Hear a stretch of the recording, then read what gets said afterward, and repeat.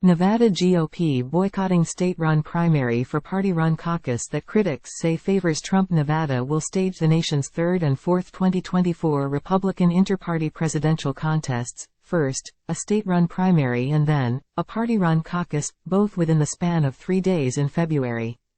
Thus far, with the October 16 filing deadline, Reno resident Heath Fulkerson and Texan Castro, who is suing to remove former President Donald Trump from several state ballots, including Nevada's, are the only 2 candidates registered to run in the February 6, 2024, GOP presidential primary.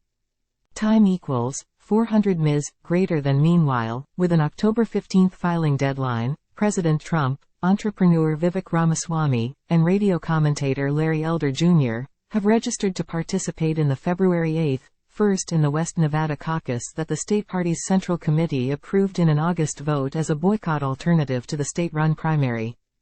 Time equals 400 ms. Greater than. The Central Committee said it opted for the caucus after the state's Democrat-led legislature rejected Republican Governor Joe Lombardo's proposed election reform laws, which would have required a state-issued ID when casting ballots as well as when registering to vote.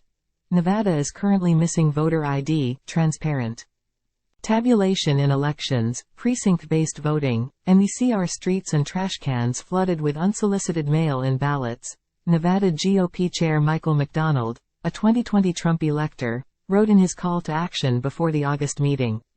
"I will never give up the fight for free and fair elections, therefore, the caucus will require valid IDs for participants, use paper ballots, and be a same-day event, while the primary, conducted under Nevada's election laws, will feature universal mail-in ballots, early voting, same-day registration, and require an ID only to register to vote, not cast ballots at the polls."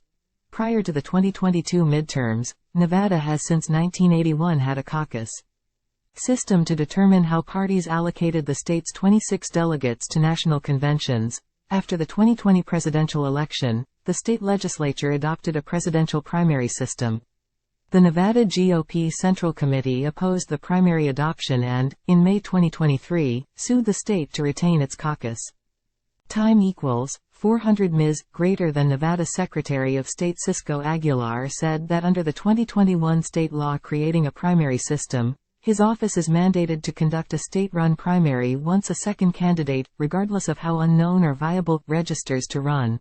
That happened on October 4, when Mr. Castro registered as a 2024 Republican presidential candidate. There will also be a Democrat presidential primary on February 8. As of October 10, Marianne Williamson is the only name candidate among the 3 who have filed with the state as Democrat presidential contenders. As far as his office is concerned, Mr. Aguilar has explained, it is simply following state law in staging the contest. If a state party committee wants to conduct its own separate binding caucus under its own rules, that's up to them and their national committees. As of October 10, none of the leading Republican candidates have entered the February 6 state-run primary, while only the Trump, Ramaswamy, and Elder campaigns have signed onto the February 8 caucus. With filing deadlines less than a week away, it is uncertain which nomination contest other GOP candidates will sign up for, with Florida Governor Ron DeSantis' campaign and supporting PACs bluntly critical of the Nevada GOP Central Committee and Mr. McDonald in particular. Nevada was one of 4 states that the DeSantis backing, Never Back Down, super PAC dramatically scaled back in September. While it did so for varying reasons in California, Texas, and North Carolina, Never Back Down PAC founder Ken Cuccinelli alleged the scale back in Nevada was because caucus rules are rigged to favor President Trump. Trump hates rigged elections, except when he's doing the rigging, like he's doing in Nevada, he said in a statement.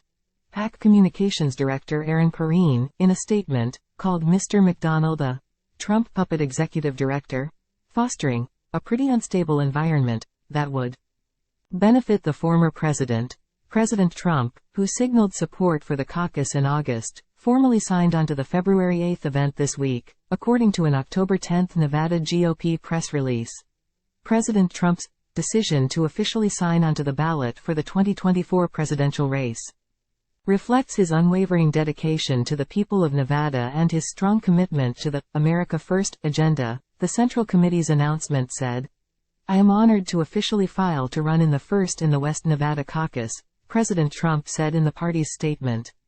Taking back the White House and defeating crooked Joe Biden in the Silver State will send a strong signal that the America First movement grows more powerful every day.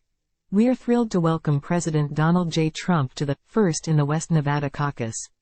His strong America First policies resonate with voters in the Silver State and across the nation, Mr. McDonald said.